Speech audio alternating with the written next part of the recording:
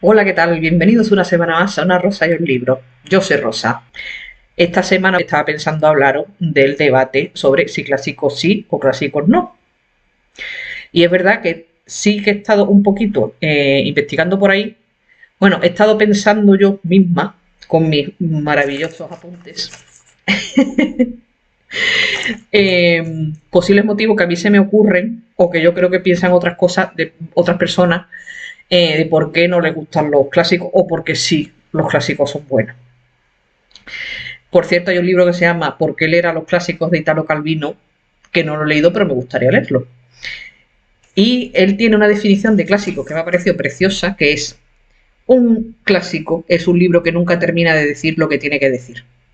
Entonces, este hombre afirma que tú te puedes leer un clásico cuando eres joven y cuando eres maduro, si vuelves a leer el libro, te dice otras cosas. Lo interpretas de otra manera ya a la luz de las experiencias que has tenido. Entonces me parece precioso como introducción. Bueno, yo no suelo tener esa discusión con nadie de si clásicos sí, clásicos no. A lo mejor los que tenéis hijos adolescentes o sois profesores, bueno, estamos dando por hecho que son jóvenes, ¿eh? Que a lo mejor hay personas mayores o maduras que tampoco quieren los clásicos. No se quieren acercar a ellos ni con un palo.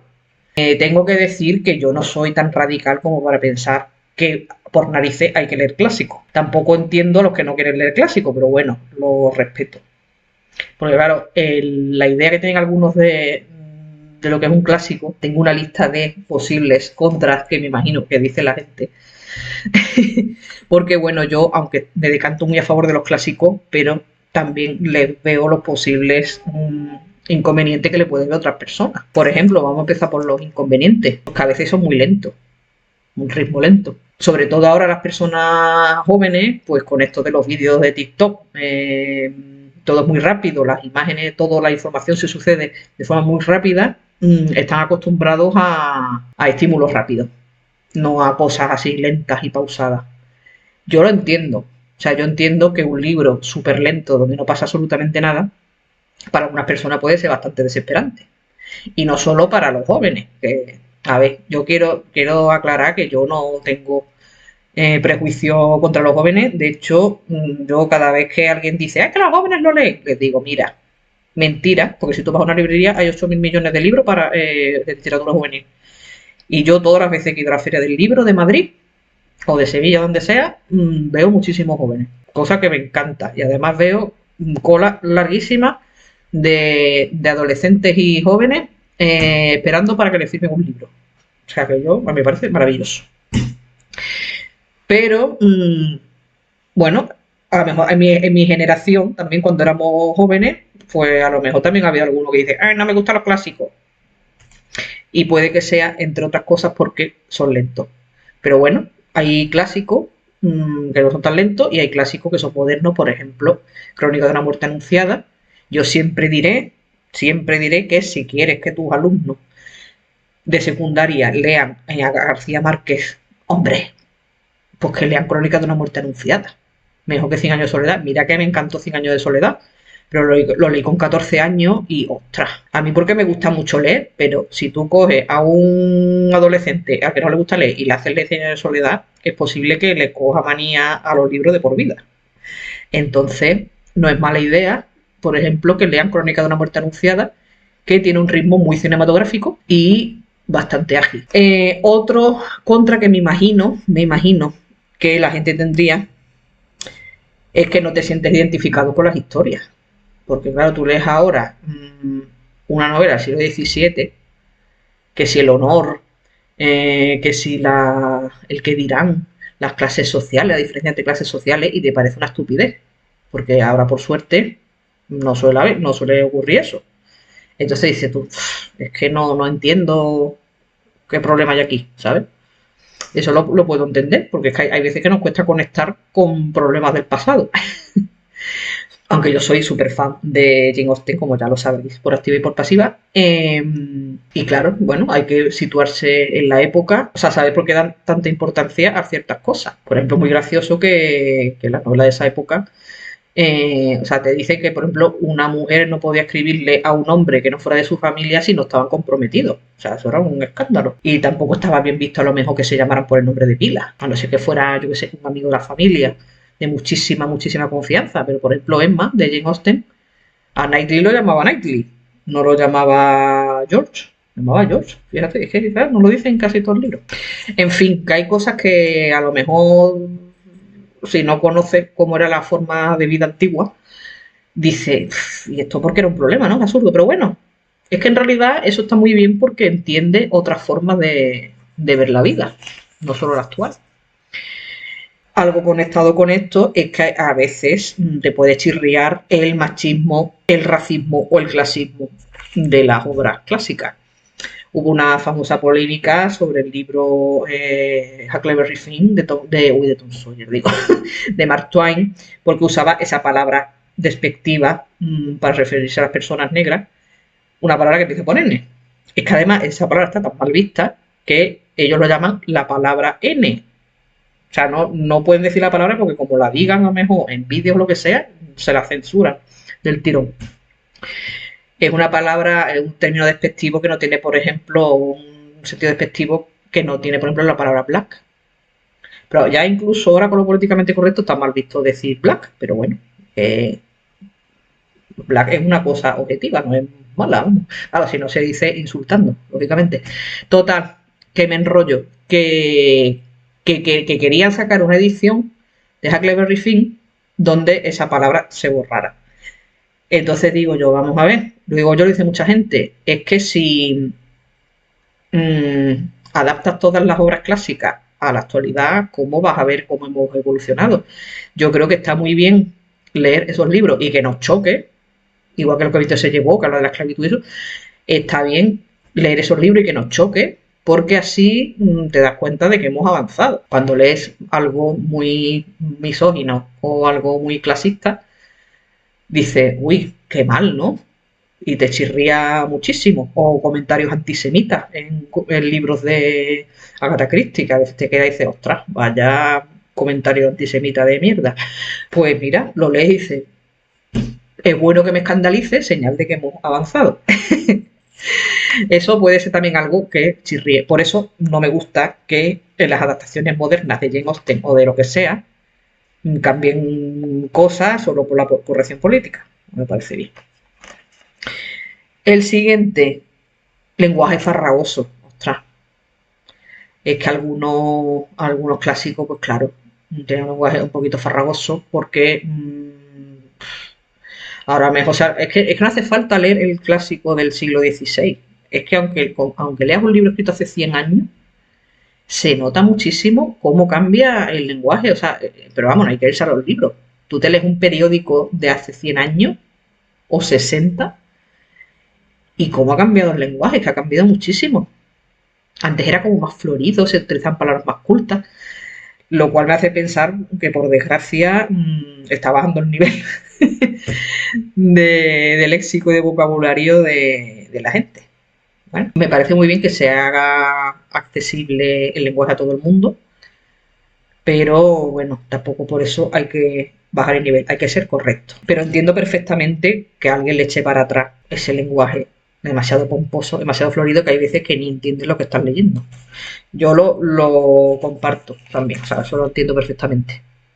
Pero no todos los clásicos son así. Luego está, por ejemplo, la estructura de los libros. O sea, hace 200 años, 200, 250 años, se llevaban muchísimo las novelas epistolares.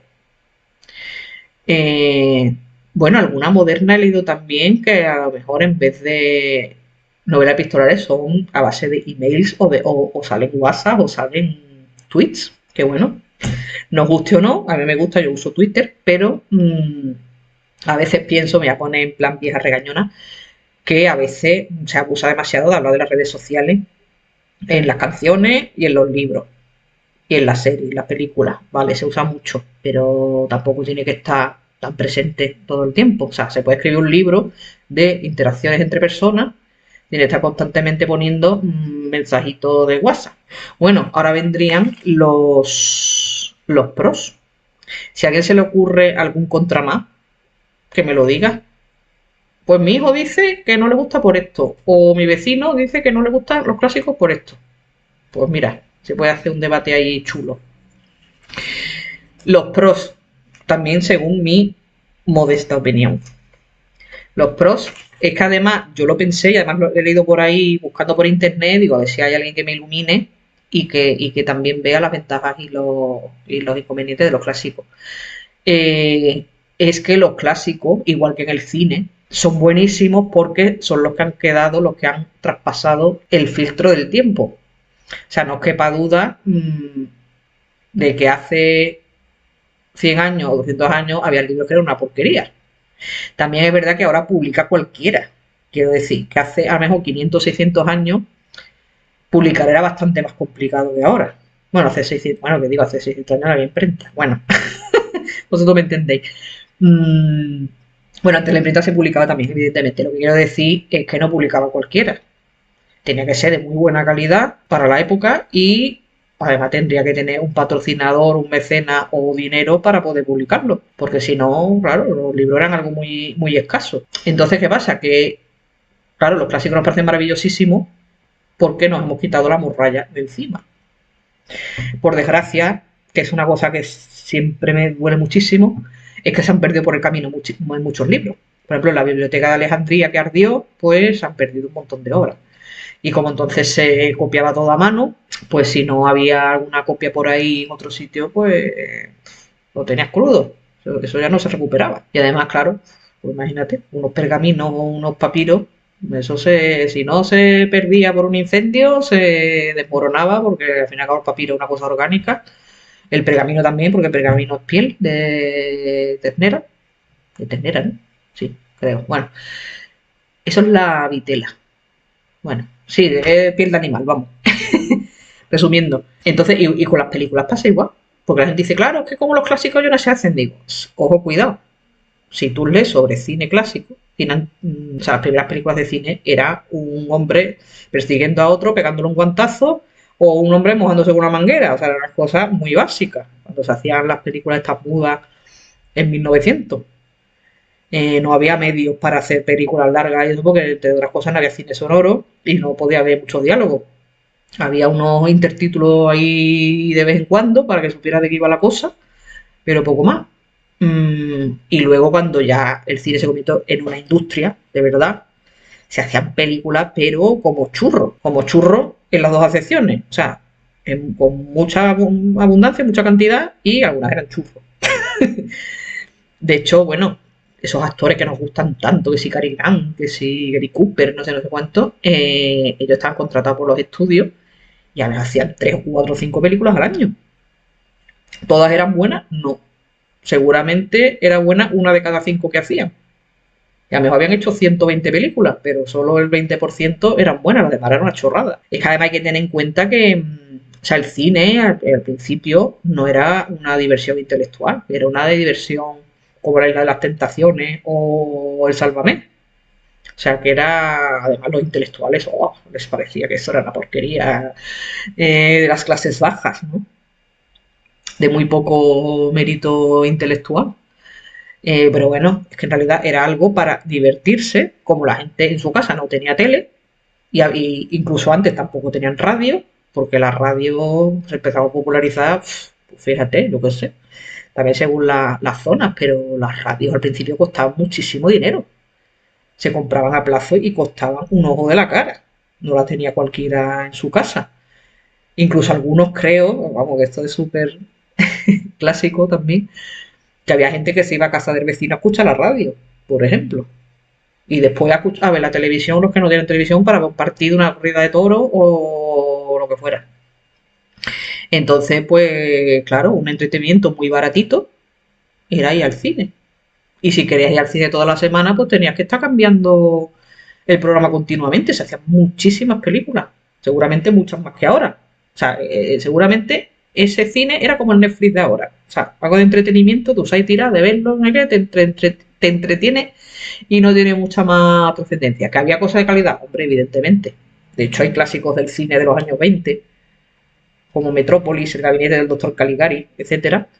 Me estoy enrollando muchísimo con lo del cine, pero bueno, la idea es esa. que los clásicos es la flor innata, la cremita es lo bueno del pasado. Entonces, pues ya ahí hay una selección. Igual que ahora, por ejemplo, como yo he dicho ya, se edita muchísima cantidad de libros.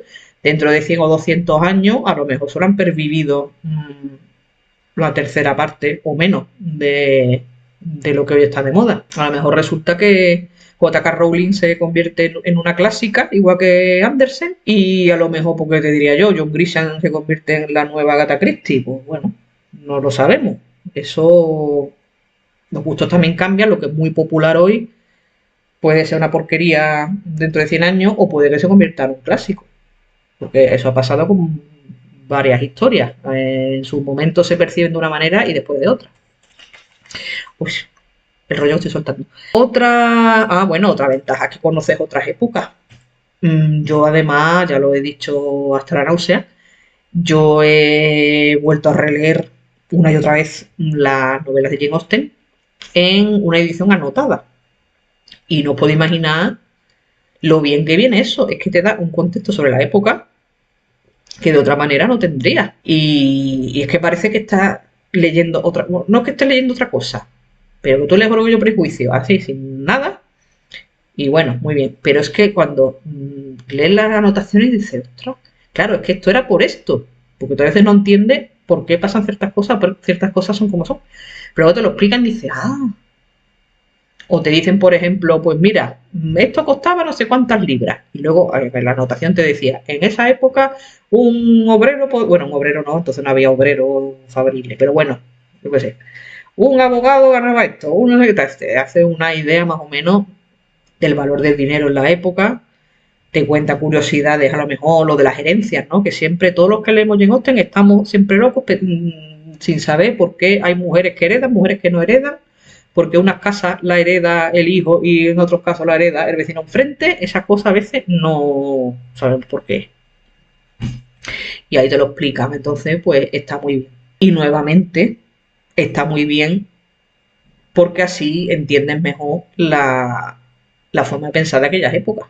Cuando lo lees con la perspectiva entonces dices, ah, claro, entonces ya entiendo por qué en esa época esto que a mí me pasó una tontería, aquello era importante. O sea que está muy bien, te enriquece mucho. Porque bueno, si estudias historia, pues bueno, a lo mejor conoces los grandes acontecimientos, ¿no? Las batallas, los tratados, los avances tecnológicos, pero claro, la historia de la vida privada de la gente, eso también es muy interesante.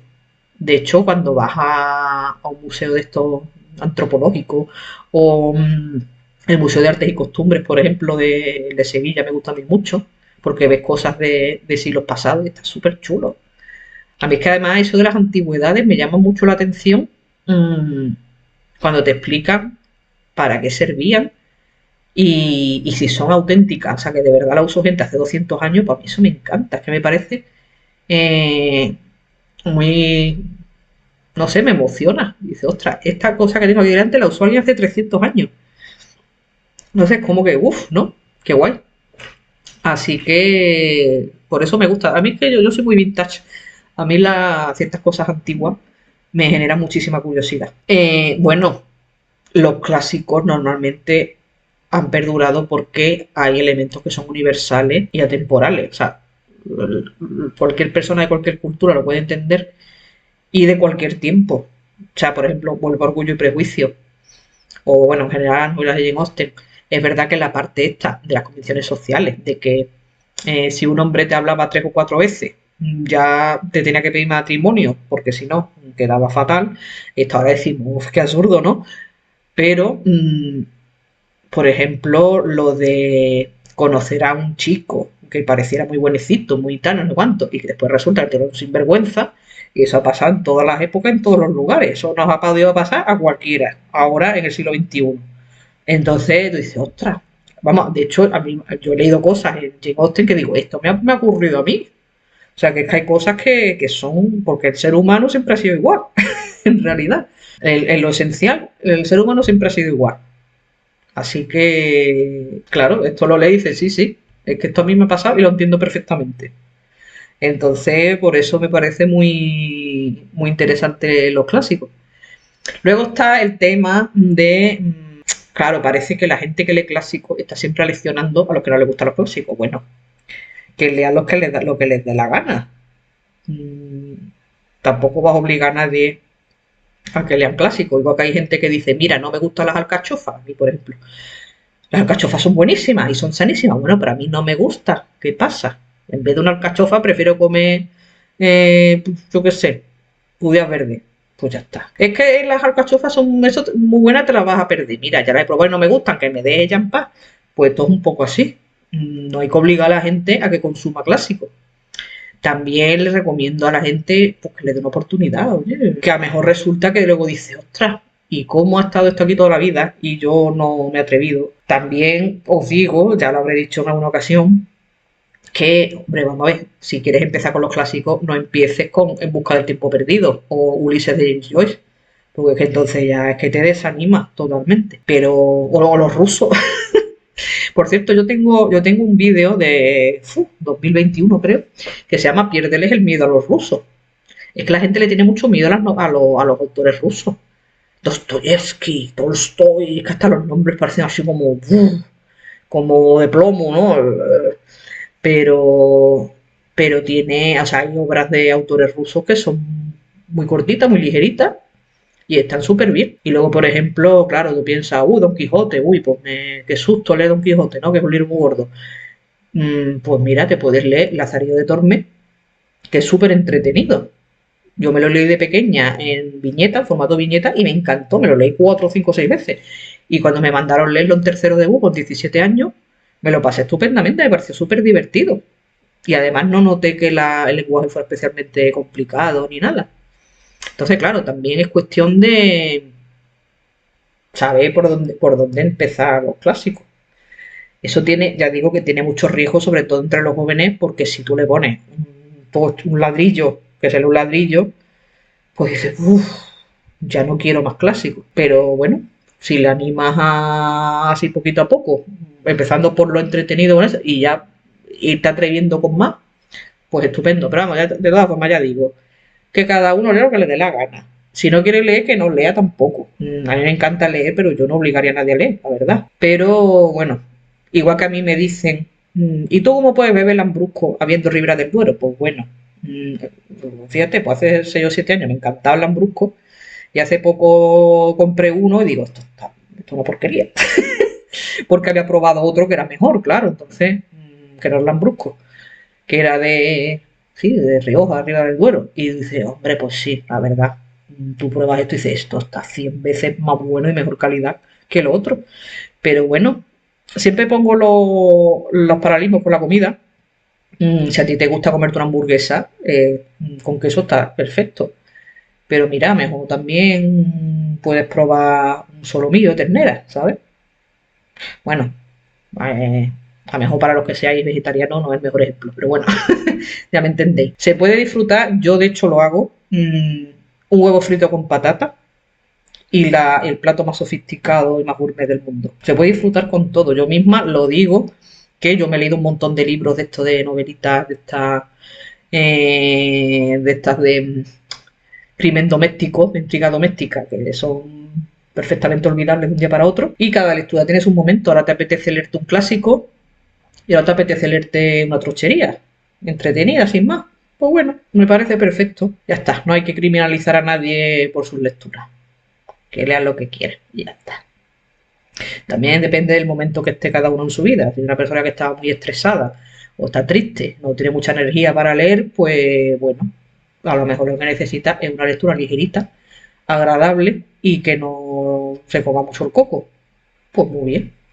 Así que nada, el resumen es que cada uno lea lo que le dé la gana, pero yo recomiendo de vez en cuando meter un clásico en tu vida porque son maravillosísimos.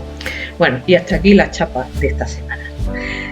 Contadme en comentarios qué os parece esto que he dicho, si le encontráis alguna otra ventaja a los clásicos, si le encontráis algún otro inconveniente que yo no haya dicho, si me queréis suscribirse y adiós.